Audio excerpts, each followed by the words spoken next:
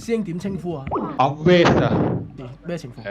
分咗手啊，咁就我自己就 A3啦，同呢個女仔就拍咗2年半拖到啦。期間啦，咁其實佢就精神上出軌出咗2次啦。點樣咁其實分開過，精神上出軌即係同其他男仔可能傾啲曖昧嘢啦，咁就分咗1次手。但係傾下就復合翻啦。再我諗阿灣拍多咗半年拖。到最近睇佢電話啦，咁我就知道咗佢肉體上都出埋軌。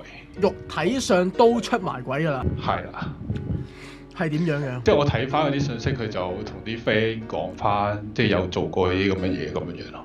OK，咁你一知道咗之後，你點做？其實我同佢講咗，即係有多次，即係無論點樣啦，咁其實都叫佢係即刻分開。咁我其實知道當晚我就即刻叫佢執嘢走啦。佢其實我諗坐咗大概半個鐘度，佢咩反應都冇嘅，佢唔喐啊嘛。咁我就自己衝出門口，即係拎個電話，咁就我自己出去，因為我當刻我係唔想見到佢。因為我再對上一段感情呢，我係拍咗6-7年拖嘅，我係對嗰個女仔係差啦，我就係啊，即係對上一次啦，再對上一次。哦，即係比較長時間嗰個就對佢好差。係啦，即係應承咗佢好多嘢，我都做唔到啊，咁樣樣係啦，分開咗，花咗誓啦，我真係有下一次感情啦，咁我一定係對佢即係120% 嘅好啦。120分努力啦，即係120分嘅投入。想要啲咩我afford得到嘅，我都會俾佢啦，即係得閒同佢出下去，即係陪佢啦。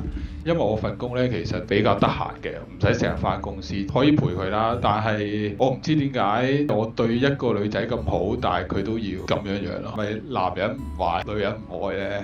但係我對上一段感情好壞，換來呢一段感情我對佢好。即係我分咗手大概2-3個禮拜啦，我諗第2-3日啦，佢都冇揾我嘅，即係一句嘢都冇講。佢就講咗句話傷害到我，再傾啦。佢話佢對嗰個男仔唔係中意，即係佢係喊晒，即係佢話係對佢好，但係我唔知佢對呢一段感情點樣啦。我唔知點解我係想原諒佢咯。嚇咁撚大鑊？係啊，佢係冇接受到嘅。咁撚嘢冇接受，即係你話我原諒你出軌了，但係我原諒唔到自己，佢就係咪？係。我想問，即係你同佢分手嘅時候，佢有冇講係之間發生咗啲咩事？即係個原因。個原因係可能我份工太 hea， 即係但係你揾好多錢喎。我唔係揾好多，你預萬尾到2萬頭到啦。Okay. 即係佢覺得我呢份工 hea， 即係唔努力，可能揾萬尾到2萬頭，即係唔夠咯。佢覺得。即係因為你揾得少，所以我就去俾人屌乜撚嘢啊？係咪咁嘅意思啊？即係佢話可能我呢份工咁樣啦。其實我呢份工我係有升職，但係公司係一路拖住我嘅。但係其實升咗職都唔係多好多嘅啫。Okay. 但係我唔知我係呢份工咁樣定係點樣咧？因為佢咧其實係一個即係未玩夠嘅女仔咯，可以講。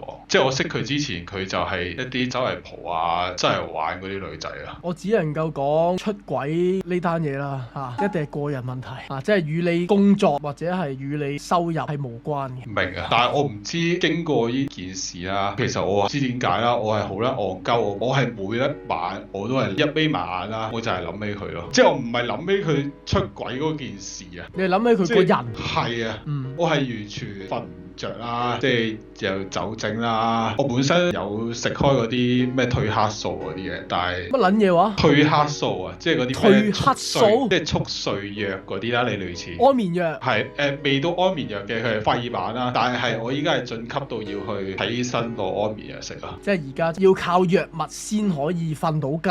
係啊。你啱啱有提到你發現咗佢出軌之後，你哋係曾經分開過。咁過咗2日之後，佢揾翻你嘅時候，你係想箍煲嘅，而佢係唔制嘅。我想問，唔制之後，以你所知，佢有冇同嗰條契家佬一齊？係有嘅。係有噶嘛？係咪？係正常嘅。而你到呢一刻係咪都未接受到佢同嗰個契家佬一齊？我係未接受到，因為其實我琴日新鮮滾熱辣，我係有揾過佢俾埋最後嘅嘢佢。因為我月頭嗰陣時我係訂咗啲嘢送俾佢嘅，但係其實俾我係冇用啦，我係俾埋佢。然之後我係去翻我哋第一次去食飯嘅餐廳，我知咁污糟點解都要要翻，我唔知點解啊，就係咪就係咯，你做乜撚嘢啫？你仲要講到你都 A3 A4 噶啦嚇，佢好似你初戀定係點撚樣？初戀分手分得好快，我唔知係咪對上嗰個女朋友搞到我咁樣樣啦。你留戀緊啲乜嘢啊？你連基本嘅自尊、基本嘅尊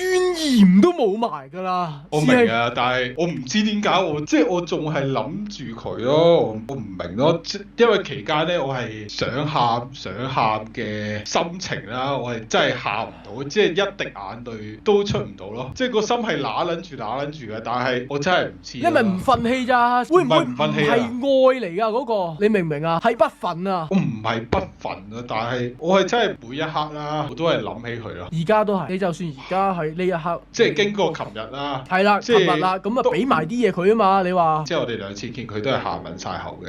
喊乜撚嘢啫？到底？我唔知啊，我唔知佢嗰個心情係點樣樣啦。琴日我係做埋最後嘅挽留啦，即係都係講翻嗰啲嘢。即係可唔可以俾多次機會我嗰啲係嘛？即係我分開咗之後啦，我係冇咁懶咯，我真係日日都翻工揾啲嘢懶做。乜撚嘢啫？你份工就係咁懶，關你閪事啊！做又36，唔做又36，俾咩撚嘢叫唔係咁懶啫？你份工係咁撚樣。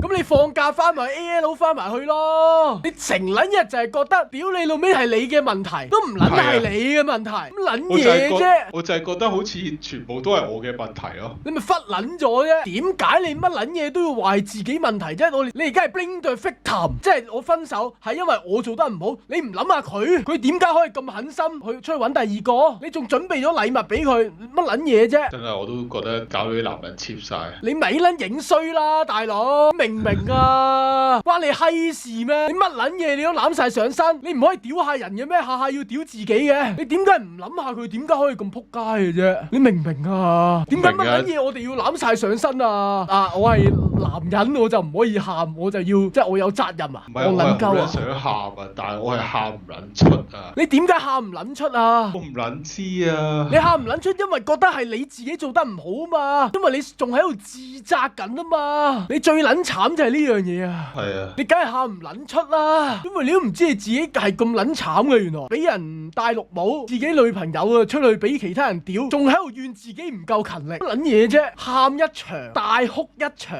你根本都冇咩問題，點解佢喊到咁啊？因為佢知道佢自己係一個撲街啊嘛，你明唔明啊？明白錯。佢仲知道佢自己撲街啊，你唔撚知啊？佢點解喊到咁啊？我咁撲街，你都原諒我，佢咪仲撚傷心咯？攞翻少少尊嚴。